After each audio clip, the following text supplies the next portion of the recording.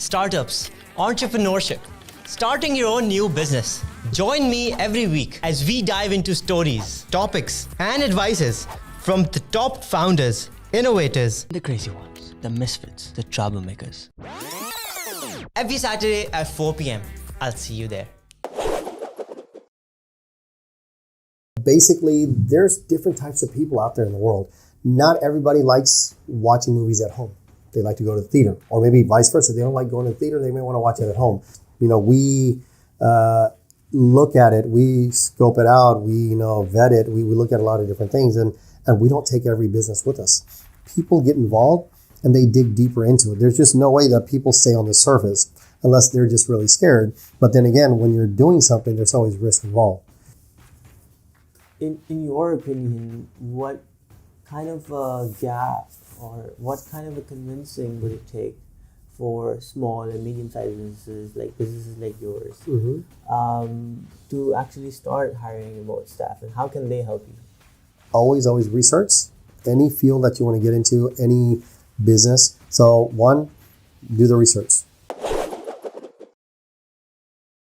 So welcome to another edition of the Startup Podcast with SaadAhmedAllahwala. Today we're with a very special guest because this guy is someone who is not only a businessman in the Houston area, but also someone who I worked with for a little bit, and he was teaching me a lot, and I'm really grateful for the time and the effort he gave me, and I went around with him and saw a lot and learned a lot from him. I'm back in Houston, and today we're with Kash Gaddi, who is the president of Sangeet Radio and is also in real estate. And well, thank you so much for being in the podcast today. Saad, thank you so much for having me. Glad to be here with you. How are you? I'm good. How are you? Doing wonderful. Glad to be here. So I want to learn more about what you guys are doing here at Sangeet. Also how you have a full-time side hustle, I would say, because it's not a side hustle, it's a full-time job. And what kind, and then I'll just ask the question later on, but how did you guys actually start Sangeet Radio? It's a very interesting question. First of all, Sangeet Radio has been around here for 26 years roughly, since 1997. And it was something that started off something for fun. Sangeet Radio was started by my father, the CEO of Sangeet Radio, Saad Gaddi. And he had many different businesses in the past. And in 96, he actually went on another radio station and he was advertising one of his uncle's businesses. So, he gave $1,000 to the guy, say, here, I want to advertise. He went there, he waited for an hour to go on air and basically, didn't feel like he got his money's worth, didn't really think, hey, I can do better than this. So that's how Sangeet Radio really started. Within a year later, my father said, I can do this. What is it going to take? Just a little bit of money. So he had, many other businesses, but this was just something that was a passion of his. Started off with an hour show every Monday through Friday. That was around from 5 to 6 p.m. Wow. And, in an hour, you can't really do much. I mean, you probably take almost as much time to get there and dealing with traffic at that time. So within the first month, he said, hey, I need some more time. So after the first month, he said, I need to buy more airtime. He went to 3 hours a day, Monday through Friday, each day. And then as, time went along, bought more and more airtime. And then after a while, it started becoming not just a pastime, not just something for fun. It became something that really needed to have its legs, its arms, and really grow into a real business. So after a while, a few years went by, you can no longer look at this as a passion project, something that you want to do for fun. It was something that needed to be its own business. Right. So turn of the century, 2000, we basically started making it into his own business. And then a few years later after that, he got rid of all of his other locations, businesses that he had, and made this his full-time, business. That was around early 2000s. And that's something really brave and inspiring to see, that someone who turned their passion into their full-time job, just by showing a little more courage, and how it can actually sustain yourself as well when you actually give in full-time. Yes. It was something that, and I saw it firsthand. When Sangeet Radio started, I was a senior in high school. So I didn't have any interest. I did not have any passion for it. I didn't share the same, level of, enthusiasm that my father had for this. I would say that it was just something that I saw. Okay, my dad going to work, carrying this big suitcase of CDs, mini discs, cassettes, all of that. And it was just like, oh, okay, it is what it is. It's just whatever. So I didn't really, have much passion or care for it. Just saw it, growing, cultivating. I had no idea where it was growing to, how much it was blossoming, blooming, until much later in the road, in the journey. That's beautiful. So you, other than Sangeet Radio, and before actually getting into the your other business, I want to ask about radio overall. The few questions I actually asked you while you were just sitting earlier Sure. were that is radio even relevant anymore, and what kind of marketing does radio have? How does it work even? So, my first question would be really vague, but do you think radio is still where is the trajectory taking radio? Because it's something that I don't listen to anymore. I used to listen to it when I was very young, and I would listen to a morning segment when I was going to school in Karachi. Sure. But now I don't see myself listening to radio. It's just me putting on Spotify, connecting to Bluetooth, and listening to that in the car. So to answer your question, is radio relevant anymore? Yeah. So there's 7 billion people out there in the world. You may like almost nearly 8 billion. Yes. So we're getting closer and closer to that. So basically there's different types of people out there in the world. Not everybody likes watching movies at home. They like to go to the theater, or maybe vice versa. They don't like going to the theater. They may want to watch it at home. So are movies irrelevant nowadays? No, because they're still out there. So I would say radio is still very, very thriving, and not just relevant, but it's still very much thriving in the demographic and then the group of people that have always been entertained by radio, and those that have always, had a desire to maybe listen to the radio, go on the radio. We get people that are always auditioning to be, part of the team members, RJs here on Sangeet Radio from time to time. But it's still very relevant. And where do I see radio going? I think that radio has to integrate with a lot of the new technology that things are there. For example, Sangeet Radio is on Android and iPhone apps. Sangeet Radio has a website. Sangeet Radio had a website back in the 90s, 1999, I think. We went on, early 2010, 11, so I would say probably around 11 or 12. We went on to Android and iPhone apps. That was something that's very big. We've kind of dabbed into maybe thinking about going into, Alexa, turn on Sangeet Radio. But I don't think the community is there yet for that purpose. So I think that radio overall has to really, really just always integrate with what's coming along. There's always new things that are going around. When we look at, music. Did music stop after cassettes changed into CDs? No. Music was something that adapted to CDs and went to the CD platform. CD to, now basically everything on your phone. So I think radio stations, just in general, have to integrate with whatever's new out there coming along. For example, where we are on Android and iPhone app, that's something that people can take along even if they don't have the radio anymore. I'll give an example. It was 2010. And I remember that we were actually I was driving through San Francisco. And it was during the time that I did the show. So there was someone else doing the show. It was my baby. It was my show. I wanted to see how they were doing the show. Turned on the app, and guess what happened? I was listening. I'm sorry, it was 2011. So I was in San Francisco. I was listening, and I was like, wow, okay, good. They're doing the show. Okay, nothing's going wrong. So I was able to do that, listening to Sangeet Radio in San Francisco, turned on the app, and I was just fine. I was, okay, great. I don't have to worry about it. Because, when you do something for a long time, it becomes your baby that you cultivated, you created, and everything like that, just like this show that you're doing, right? So you would have a tough time if you backed away, right? And then, all of a sudden you give it to someone else, and it's a few weeks, it's a few days, you would be worried about, hey, is he or she doing the show, right, or good, or even anything else like that. So that app, which in 2011, I was in San Francisco, and that's been 13 years from now, right? So that's how Sangeet Radio is cultivated and kind of just grown as time went along. Continue with the time. So that's how I would say Sangeet Radio has been relevant. And like I said, we still have, numerous callers. We still have, data that shows that we have quite a bit of listeners in the studio, through broadcasting through the studio, along with, our website data and then our Android and iPhone app data. So, so we know that this form of media is relevant.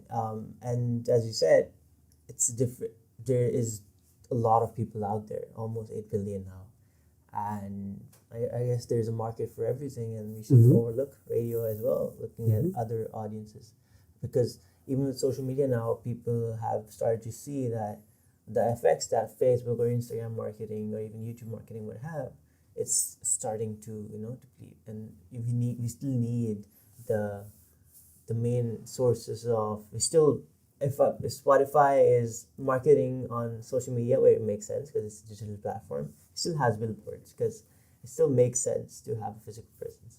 And there's a reason why. Yes. Because social media is getting away from the average norm every day.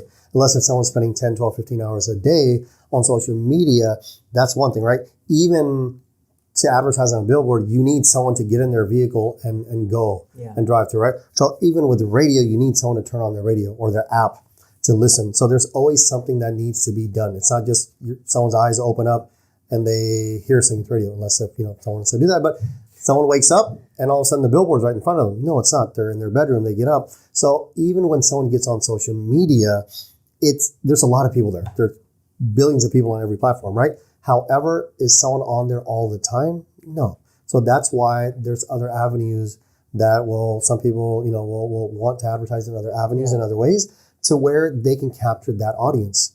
You just have to know what are you looking for, who you're looking for, whether it's on social media, whether it's radio or any other platform. But we also know that on social media, a product that's scam likely when we get a call, so it can be a scam. But if something's on radio or if something's on TV, there's automatically a legitimate part of that business because if it's a new business, it actually tells that okay, these guys aren't going away right away. This business won't scam us. Right, Highly likely. And right, highly likely, and that's the thing. When someone comes to us with a business, we look at it, we scope it out, we vet it, we look at a lot of different things, and we don't take every business with us. I've known myself, I've refused 2 different businesses because I just didn't think it was right for the platform or for the community that we were trying to reach, the target audience. And that was, I think, it was a type of business where someone gets a certification and they become an ISO 9000 or whatever, something like that, thing like that. Who would want to do that? It just wasn't the right thing. And this was 2009, I think I want to say, 9 or 10. And I just didn't think that was right. And the guy was offering $4,000 to $5,000 a month for 3 months. He was ready to write a $15,000 check, $12,000 to $15,000 check. That would have been very easy for me to do, play the ads and do that. I just didn't see that we could get him the results that he's looking for. It just wasn't something. So that's one type of business that we've refused, and because it just wasn't going to be the right thing. And of course, family-oriented type of business, so we want to make sure that's there. But you're right. When a business comes on to us, they have to go through us. So when something goes on social media, it's that company, it's their product, and I bought things that were scams too. I'm still waiting for my dumbbells and the weight machines and everything that I bought for $99. That should have been $400 something bucks. Oh my God. Yes, exactly. Wait, so I lost it. Was it on TV? Because I just paused. No, it wasn't on TV. No. It was in 2000. I want to say 18 or 19. Oh my God. I bought 2020. It was during COVID. So everybody was trying to buy machines because you couldn't go to gym, you couldn't go to the places to work out. So okay, we need some weights. So guess what? This whole thing. And it looked legitimate. It looked great. And another thing was like a video game machine, like the arcade games. I bought that. Luckily, I was able to get my money back on that one. The other one, I couldn't. So, I mean, these are just unbelievable prices, right? So you can throw your business out there like that. Or businesses can come on and just do that and they can scam. And there's millions and millions of dollars that, people lose through scam ads and commercials. I would say billions even. Probably, exactly. Hundreds of millions, if not, billions. But that's the thing that you're looking at. And so buying things online, there's still a lot of people that are afraid to purchase things, people that don't really understand how to do it. Perfect. So coming to real estate, last time I was here, the new gold rush, which I would say that everyone coming from California to Texas now, because of your taxes, not the gold, property has really gone up here. And real estate being one asset, but overall looking at assets, how good of an investment is it? If, for example, someone who's young like me, I'm starting my profession journey now. So what should I be doing? What should I not be doing? Looking at, secure investments. Okay. So investments are things that you buy for, definitely to hope to increase in value, and then you sell it, you do it. So there's long-term investments, short-term investments. In fact, one of my businesses that I have is the investment side. So people want to come, and a lot of people are new first-time investors. They don't know how to do it. They don't know what to do. They may have their own home. In fact, I'm talking to a friend from the gym. Okay, he is 24 years old. Okay, he's been saying things on social media, just seeing things in different places that, hey, I should be buying property. And he knows me as a realtor as well. So, he's talked to me. We're going to have a conversation tonight. I've gotten him pre-approved and he's ready to purchase a home. So going back to, I guess, really the question that you were probably asking, is real estate a good investment? Yeah. Let me put this out there. But for younger individuals, for any and every individual. Okay. Yes. So as long as someone's breathing, they should be considering real estate. And this is not because I'm selling real estate. This is just a general thing. This podcast is going out to, people all around the world. Real estate, whether you're in Tokyo, whether you're in Houston, San Francisco, Toronto, wherever you're at, 90% of the world's millionaires and billionaires have real estate. So that is something that goes to show you that the moment you can buy a property, buy it. Don't delay. Because today it's going to cost you this much. Tomorrow it's going to cost you that much. So it's even more. So real estate seldom goes down. It does go down once in a while. It does go down. But, one of the safest bets, one of the safest investments is real estate. Yeah, compared to a lot of things. I bought some stocks, okay? And 2 days ago, it was up and up and up. Today, it's down a couple of grand, okay? We all know about crypto, what's happening there, right? I'm down $50,000+ on crypto, okay? That's just something that it was, one of those things that, okay, it was a new fad. It was a new thing to do. Everybody was doing it.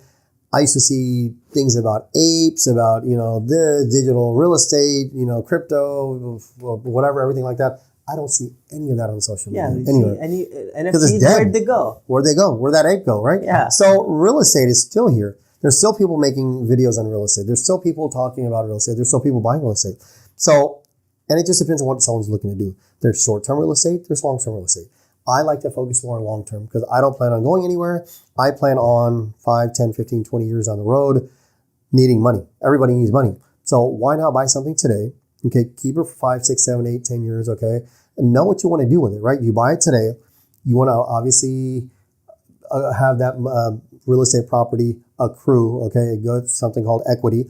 And then, 5 years, 10 years down the road, 18 years down the road, whenever you need it, and you know what you want to do with it. You can buy it now and not know what you need to do with it.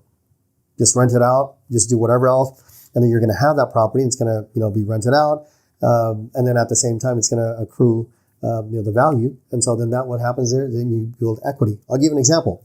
A client of mine from California, San Francisco. Okay, she basically ended up selling her property just, I want to say, 2 months ago in June. So what happened was she bought it in 2015. Okay, rented it out. This is in Katy. North Katy to be specific. So she just sold it. She walked away with $198,000. Every month for the last, almost 8 years, she rented it out as well. Then when it came time to sell it, we sold it. Okay. She walked away with $197,000. She bought a property in San Francisco as well. She lived in San Francisco. She was renting. So she wanted to buy a nice house, bought something for 1.2, 1.3 million. I don't know what it was, but she had money that she made here in Texas. She had money that she rented it out because Houston, Texas was the number one city people moved to in 2022 from all over the country. This was the number one city. So main thing is you're looking at a city that drives a lot of the economy of the country. About 9 to 10% of the U.S. economy comes from Texas. A majority of that economy comes from Houston. We have oil. We have medical business. We have energy. These are just some of the three major industries located right here in Houston. It's a very good, mecca for small businesses. So a lot of small business owners come to Houston. They have a market. They have different things. So just like Sangeet Radio, just like my real estate business to help people buy and sell, just like my real estate talk show that I shared with you earlier, just like real estate. So I manage 4 businesses, just myself, right? So that's just one of those things that people are easily able to make money in Houston. There's just so many reasons why people make money in Houston because it's a very good city that's set up for, small businesses and to thrive. I mean, I know people that are, that had one location. Now they have 30 plus locations. The reason why is because they open up something, learn the business, learn what to do, and then all they did was repeat and rinse. So they ended up doing a second location, third location. So that's one of the things that you find. Same thing with real estate. You buy a property, okay, you're learning how to do things, you learn how to work with tenants, different things. Now you go to buy a property 2 years later. You can actually use the income from the first investment property that you have towards that. You don't even have to sell it. The rental income that's coming, which you bought 2-3 years ago, that rental income has gone higher and higher and higher every year. Now you're ready to buy a second property. There's so many different ways that you can make money in real estate. It's not just one way. So it's a very convoluted topic, but if someone can break it down easy for you, it's a lot easier. And that's where, investors, they turn to realtors, they turn to people that are doing this on a day-to-day basis that can help them. Awesome. Me being a 21-year-old, should I be looking into getting real estate? You absolutely should, because at some point, hopefully you make it to 25. And at 25, if you can get one more property, right? Let's say you buy a property today, 21. At 25, you buy your second one. And that's a very easy goal to do. At 28, you buy your third. At 30, 31, you buy your fourth. Okay. Now you're 30, 31 years old. You've got 4 properties. I promise you, you will get addicted to it. The reason is because it can make you a lot of money. Then maybe down the road, you buy an apartment complex. Now you don't have to worry about, what your primary source of income is anymore.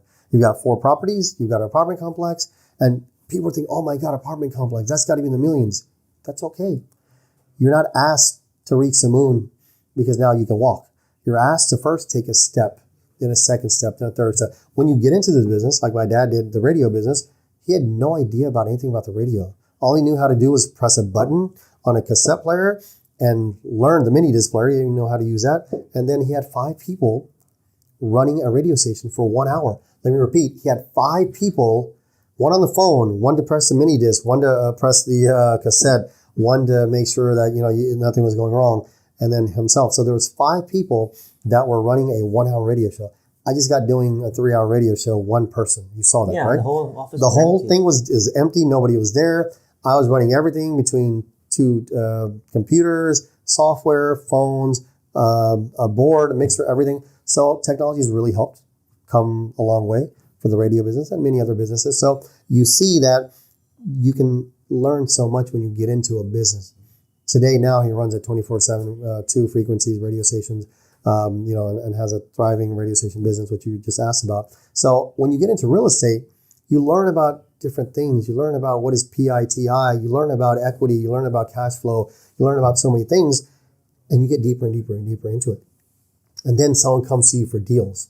Hey, Saad, I need to, sell this. You know anybody? Oh, I'd be happy to buy it for you. And guess what? Because you're in there, you're in the business, right? So that's what it is. I like to play pickleball. I'm getting people telling me to tell, hey, you should play this tournament. You should this. I'm getting a lot of things that I'm learning about this game, for example. I got 2 interested, right? Yeah. So I talk to everybody about it because it's a fun, exciting sport. People are joining it. So, whatever it may be, real estate, business, whatever the case may be, people get involved and they dig deeper into it. There's just no way that people stay on the surface unless they're just really scared. But then again, when you're doing something, there's always risk involved. Of course. So a 21-year-old, I say that if someone is 12 years old watching this video, by the time they're 18, they should be thinking about buying investment property. I asked my son who's 10 2 years ago, what do you want for your 18th birthday? And I told him, no, you should be wanting an investment property. But how many are going to college? How am I going to manage this? All these questions he started asking. If a person can get a property when they're 18 years old and have that property, because guess what? Everybody has to buy a house. And talk to a realtor in your local area. What can they do? And there's so many ways. The United States of America has given you so many different ways to make money. And real estate's a great way. The best way about the US is the access to capital. You don't have Exactly. to have the money to buy a house. You don't have to. Yes, they're The banks, government they're private pays lenders. you Exactly. to get a house. Absolutely. So once again, as a 21-year-old, should you be thinking about buying investment property or buying real estate? Yes, you should. Because when you're 40 and you have 5 to 10 properties and you have an apartment complex or 2, you'll be like, I'm glad I started at 21 years old. I'm glad I didn't wait 18 to 20 years to buy my first investment property. Okay, I have a question. Mm-hmm. And it might sound like something I should know, but I don't. It's about mortgage. Okay. So if I'm buying a property that's worth $100,000, Okay. and I get a 30-year mortgage on it, I pay maybe, what's the minimum I can pay down?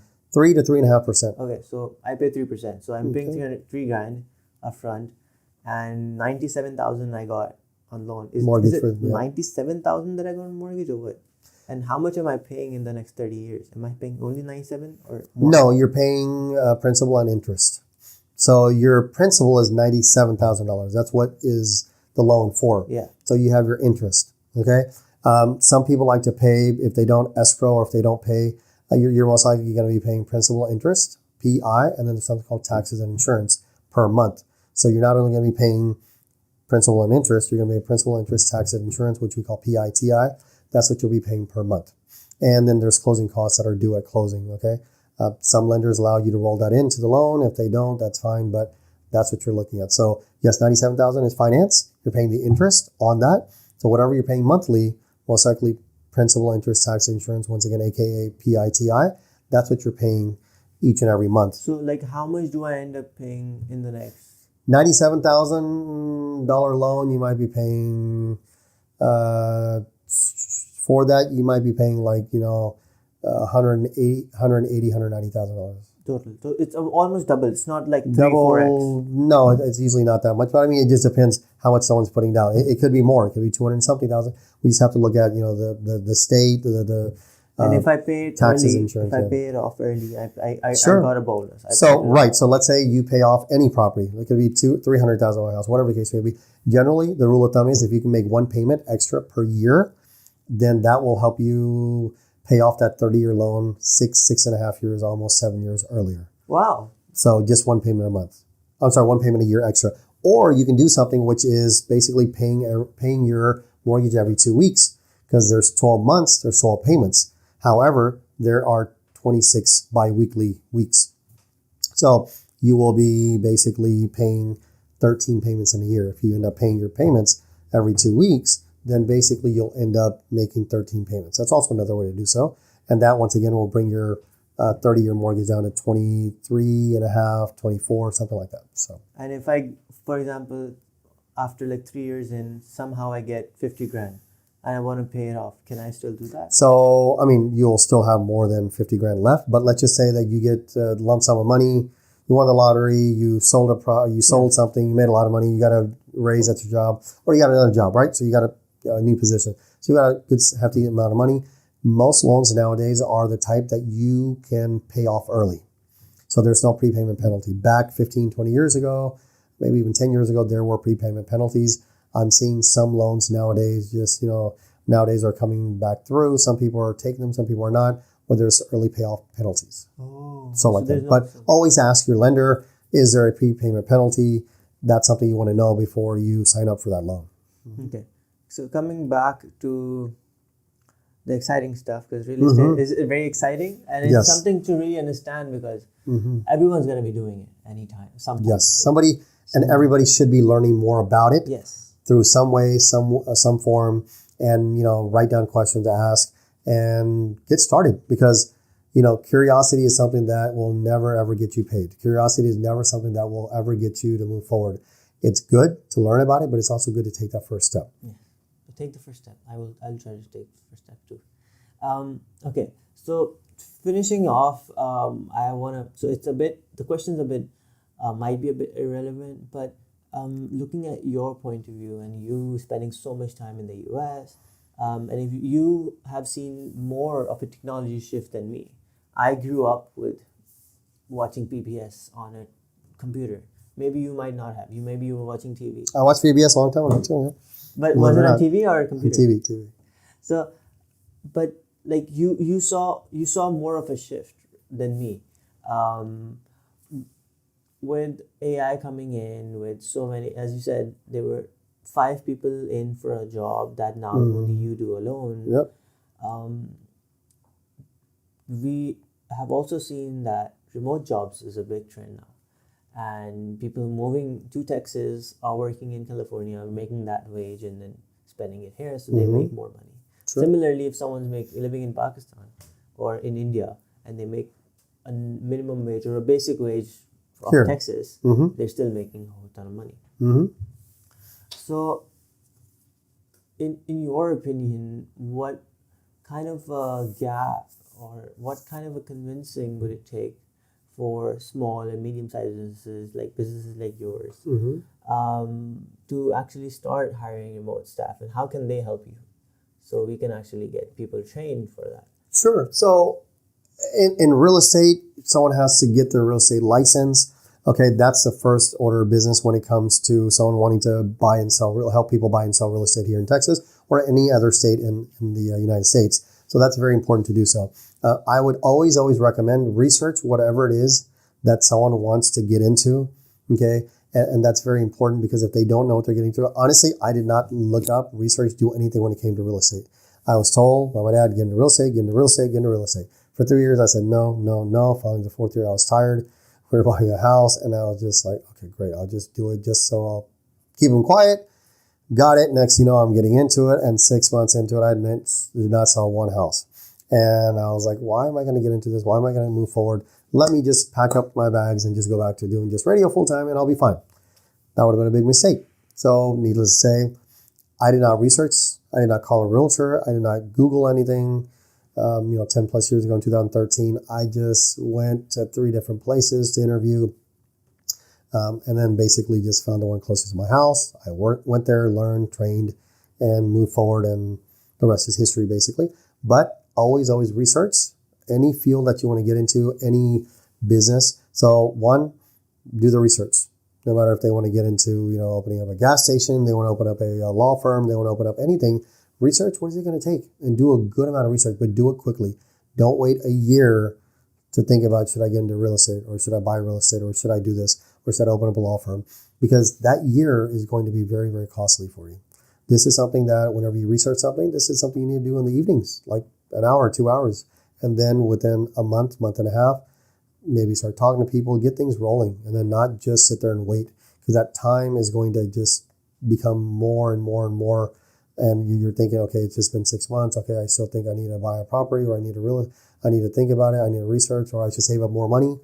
There are ways to answer those questions, and there are ways to get forward to doing so. So when it comes to any business, do the research. Okay, any position, whether it's real estate, radio here, all of these different businesses are things that are specified types of people, or specified types of individuals that that people are looking for. So definitely, first of all, I would say recommend do the research. Make sure you know what you're getting into, and make sure that you have the time and resources to do those things. Awesome. That actually sums up all my questions. If there's something you might want to add, otherwise. Sure. I would definitely like to advise people that whoever this is going out to, researching, and this comes across your feed, it's very, very critical that you seek knowledge, information, research, whatever it is that you're doing. There are a lot of things. Start following different, pages, different, groups, and different things like that, including something like this. This is a excellent source of information for you. Subscribe, click, follow, do those things, because that way you can get more information. There are a lot of people working hard, just like Saad is, to get you content and information that's going to help you learn about things that you may or may not know already. And if you may know it, you may not know it at a level that, you need to know. So subscribe and start looking at things. Don't just waste your time on Instagram, Facebook, TikTok, just looking at random videos to make you laugh. It's great to laugh. It's great to learn those things and, do those things. But start following people that are important in what you want to learn. Hone in on what you're looking to do. Saad's here talking to me about real estate, wanting to buy real estate. Why is he talking to me? Why is he around me? Why is he interviewing me? Because he wants to learn as much as he can. And we've looked at different properties. We've gone around and done so much research. So that's why it's important. Start following people in the fields that, you're looking for experts. So that's very important to do so. So that's one piece of advice that I would tell anybody that's watching this show. Beautiful. Thank you. So much. Thank you so much. Thank you so much for giving me your time always. It's really a pleasure and really fun to talk. It was a pleasure to be here with you and to chit chat and talk with you. Thank you. Thank you. Startups, entrepreneurship, starting your own new business. Join me every week as we dive into stories, topics, and advices from the top founders, innovators, the crazy ones, the misfits, the troublemakers. every Saturday at 4 p.m. I'll see you there.